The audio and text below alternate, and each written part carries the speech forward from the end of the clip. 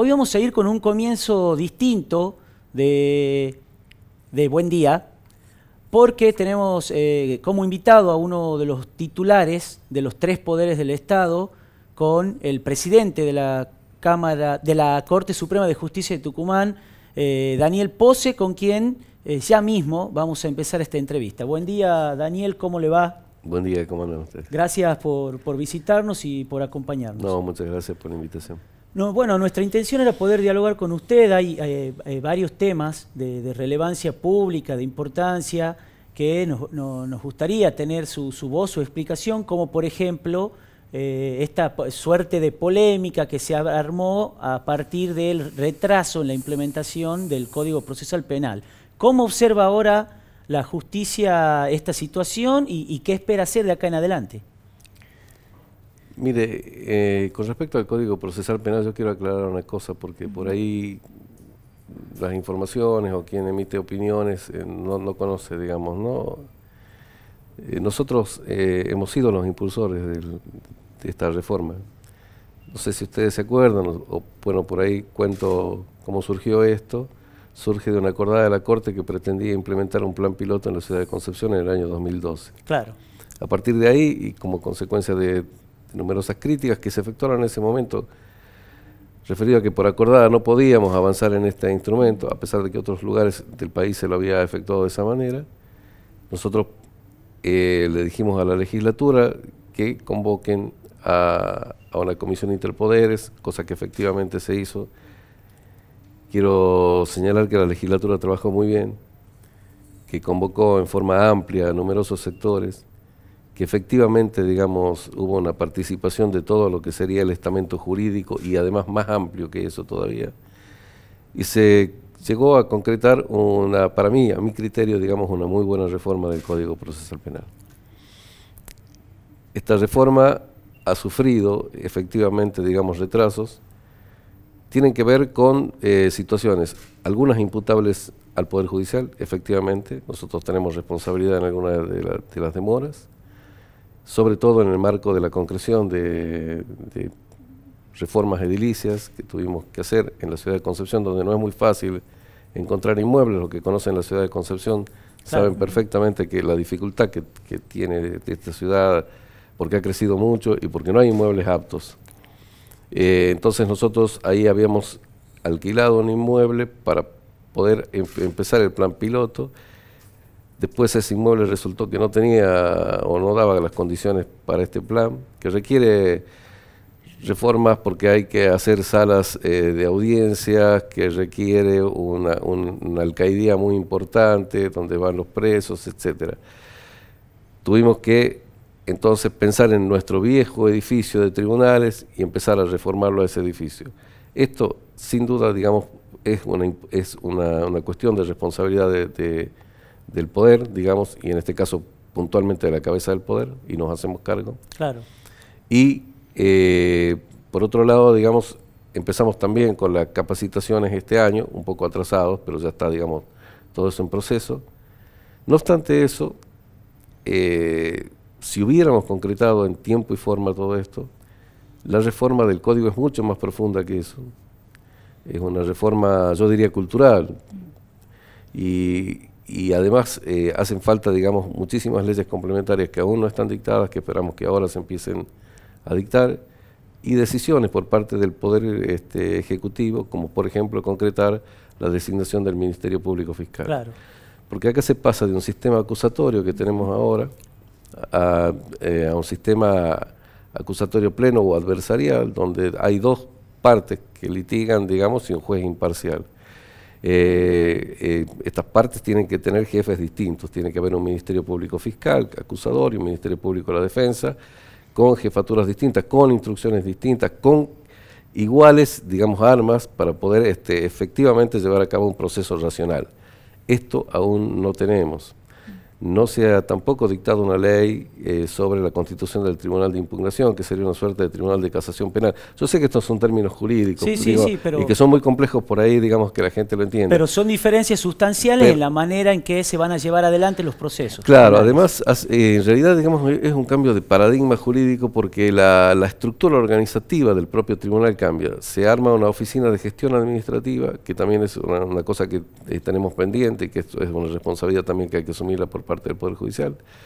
Esa oficina de gestión administrativa no va a estar a cargo en términos generales de abogados, normalmente son administradores de empresa, personas especializadas en recursos humanos, las que llevan a cabo este proceso, y el juez pasa a ser, digamos, en definitiva, digamos, a quien se le avisa que hay tal audiencia en tal momento. Toda la cuestión administrativa deja de ser responsabilidad de los jueces. Claro. Y pasa a ser responsabilidad de una persona que tiene otra profesión.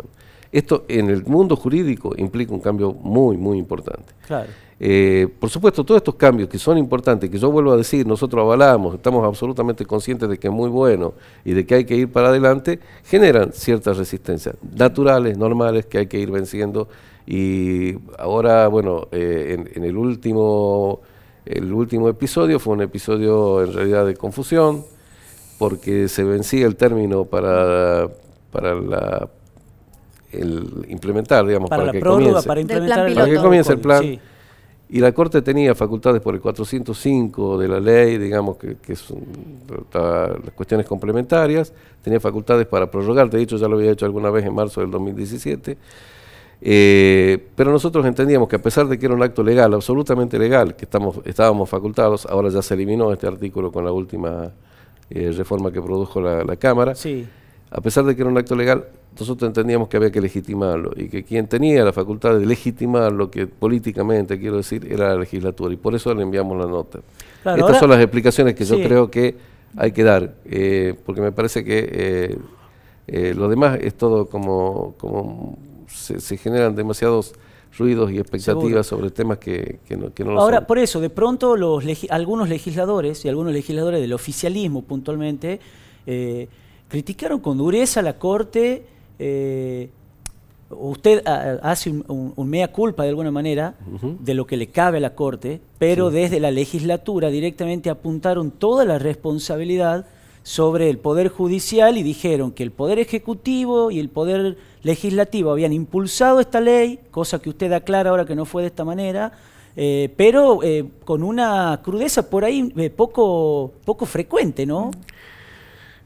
Mire, yo la verdad que no. A mí me parece que cuando uno trata de cuestiones de Estado tiene que ser bastante más sensato, ¿no? Digamos, nosotros hemos cometido errores, los admitimos. Estos son errores de implementación. Hemos fijado una fecha que creíamos que era posible y después la realidad nos demostró que no. Por eso pensábamos siempre en un plan piloto. Seguro. Hoy la ley nos marca una obligación legal de iniciarlo en febrero del año próximo, y vamos a poner todo el esfuerzo que se pueda para cumplir desde el Poder Judicial con esa manda. Si los otros poderes nos acompañan, yo creo que hay voluntad política, porque si tantas expresiones hubo es porque efectivamente hay voluntad política, y esto implica recursos, muchos recursos. Eso le iba a preguntar, Sí, si sí. la cuestión presupuestaria había pesado, digamos, en esta demora en la implementación. En la demora no. Lo que pesa son la ausencia de leyes complementarias, la ausencia de jueces, la ausencia de fiscales, la ausencia de defensores. Usted sabe que nosotros venimos con un déficit en esa materia, y si a esto se le suma un procedimiento distinto que requiere mucho más recursos y instrumentos de resolución, que son personas, que son jueces, básicamente, obviamente es compleja la situación. Pero bueno, nosotros vamos a poner todo el esfuerzo, estamos dispuestos a asumir el desafío. Entendemos que hay acompañamiento del poder político, lo hemos visto expresado en la necesidad de que este código se ponga en vigencia, y esto siempre se traduce en dinero. Claro. Efectivamente así es al final. Claro, ¿Hay una y en un estimación? dinero, perdón, y en un presupuesto que no se lo autodesigna el Poder Judicial. No, seguramente acá vamos a tener que pedir una ampliación presupuestaria. Eso le iba a preguntar si se había un cálculo de cuánto iba a costar implementar. Estamos en eso, porque ayer la legislatura nos pidió un informe sobre los avances que teníamos, eso referido obviamente al Poder Judicial, pero también nos está solicitando, ya que se va a ampliar a toda la provincia, qué cantidad de jueces, fiscales, defensores y la reestructuración edilicia que esto además trae aparejado, ¿no? Ahora, además, cambiando un poco de tema de esta cuestión de la reforma del Código Procesal Penal, hay otra situación preocupante que usted mismo lo decía, que es que continúan habiendo muchas vacantes ya con la estructura actual del Poder Judicial. Hubo reuniones con el Poder Ejecutivo, pero aún persiste el problema. ¿Qué novedad tiene respecto a este tema? Sé que acaban de enviar nuevos pliegos, en realidad, digamos, me parece que son dos pliegos más de los que tenían pendientes. Sé además de que están trabajando en función de la ley de subrogancia que el año pasado surgió de la Cámara, que es una herramienta bastante interesante. Ahí también le tenemos que agradecer al Poder Legislativo porque dotó de una herramienta importante. Creo que con la ley de subrogancia podemos cubrir las vacantes actuales, ¿no?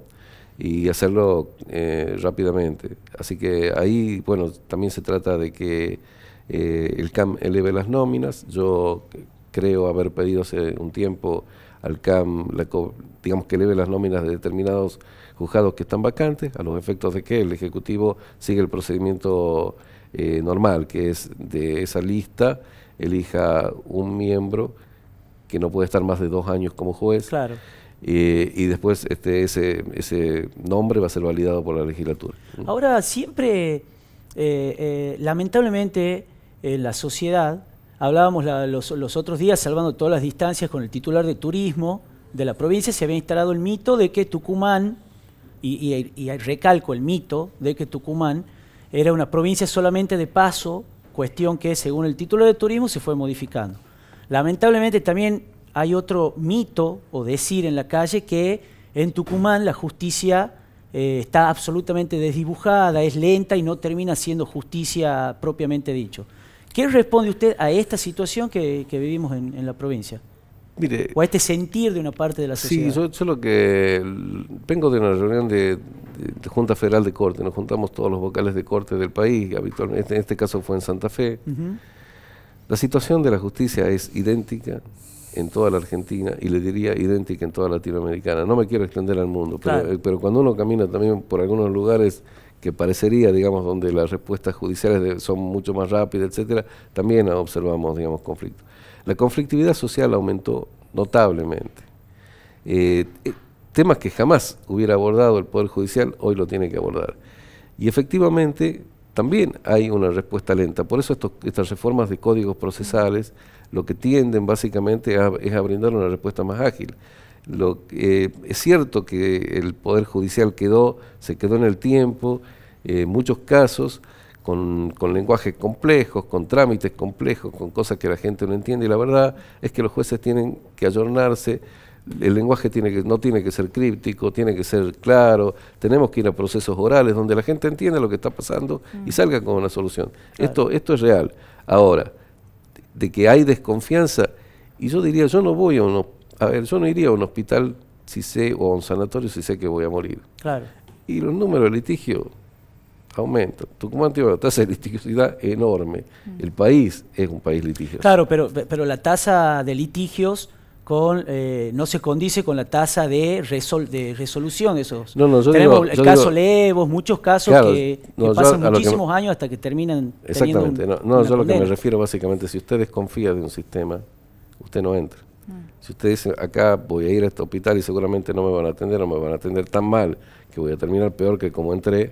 Pero perdón doctor, que le insiste en esto, pero según cómo está establecido nuestra organización de gobierno, de Estado, nuestro último bastión de los ciudadanos para ir a reclamar o a protegernos es la justicia. O sea que confiemos o no, es el lugar donde tenemos que ir porque es nuestro último recurso. Justamente de ahí la gravedad que por ahí la justicia no dé la respuesta adecuada. Es que no, yo diría que no es el último recurso, ¿no? Diría que eso también tiene que ver con la cultura, digamos, nuestra litigiosa, ¿no? Sí. Nosotros tendremos que buscar, y de hecho, digamos, en muchísimos países así se produjo, básicamente en Estados Unidos, los métodos alternativos de resolución de conflictos, que también lo establece el Poder Judicial. Claro. ¿No? La mediación, la negociación, que son métodos absolutamente, digamos, menos complejos que un trámite judicial, y sin embargo la gente por ahí esos métodos no los utiliza y sabe perfectamente que están ahí, digamos, presentes, y directamente va al litigio. Por eso digo que hay una tasa de confianza importante que por ahí no se expresa. Hay un dato, por ejemplo, que yo lo tomé el otro día justamente de una charla con el doctor Zuleta Pucheiro, que lo estamos contratando a través de la UBA y del Ministerio de Justicia para que nos haga un informe sobre acceso a la justicia y satisfacción del grado de los ciudadanos con respecto a la justicia. El 33%, 35% de los argentinos no entró nunca a tribunales, ni tienen ningún litigio.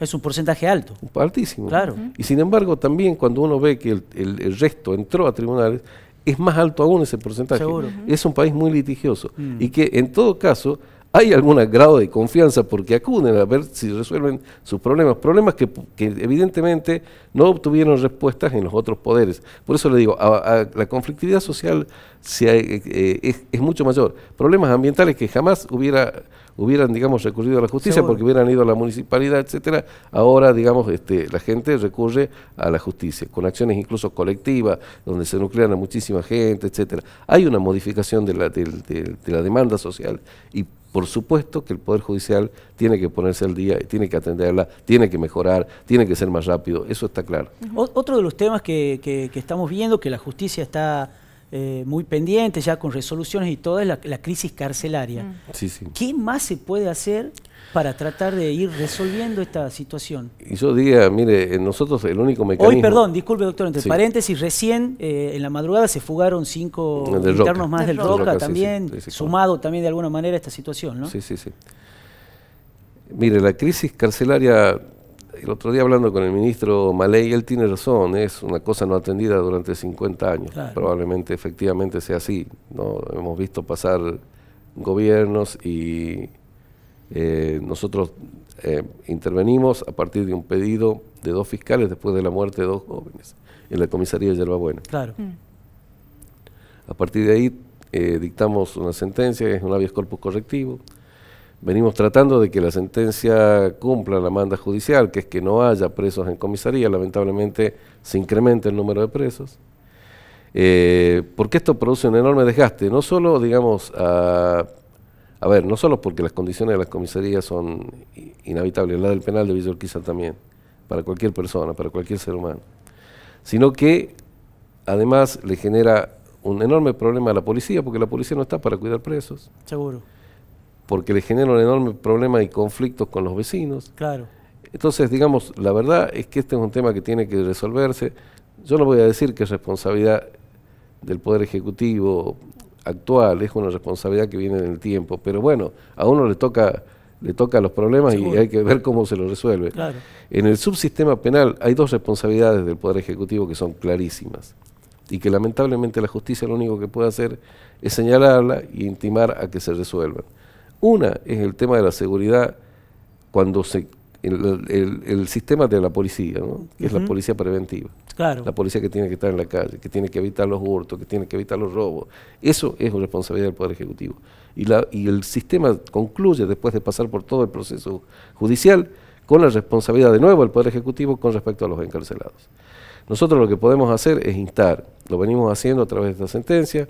La próxima, creo que en los próximos días va a salir otro fallo con respecto a este habeas corpus correctivo.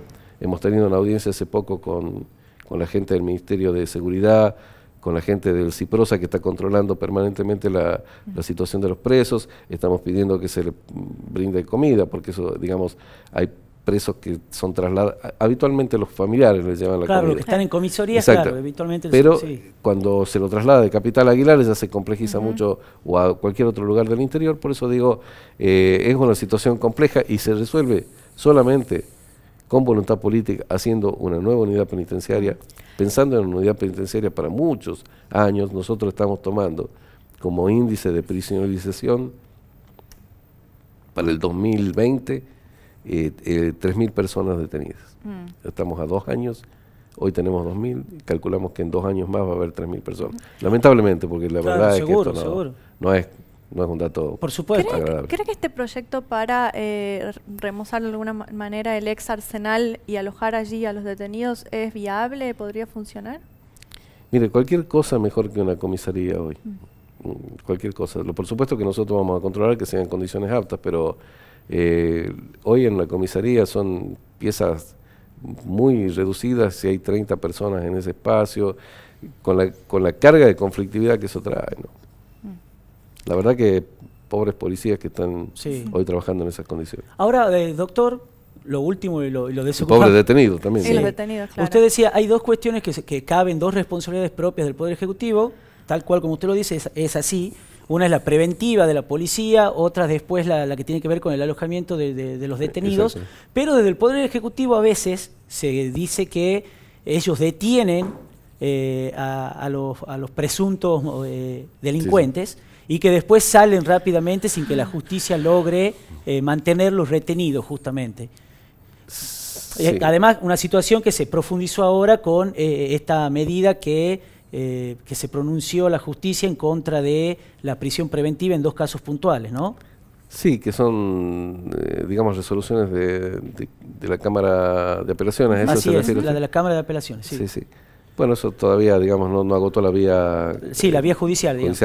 Está pendiente de ver cuál va a ser finalmente el resultado.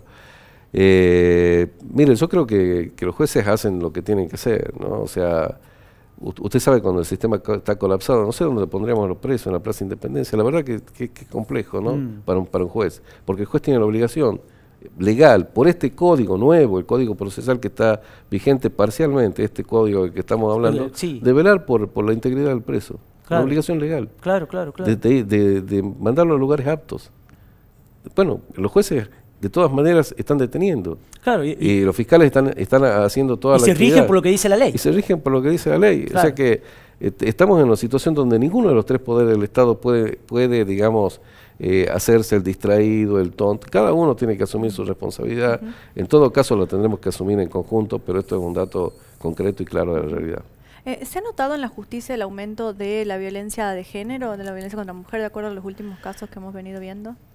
Las denuncias, porque yo creo que es un tema que se visibilizó y que va en línea de crecimiento, la posibilidad de la mujer de expresar este tema, sí, es enorme el crecimiento. Claro. Enorme. Muchas gracias, doctor Pose. No, muchas gracias a ustedes. Buen día. Muy amables, gracias.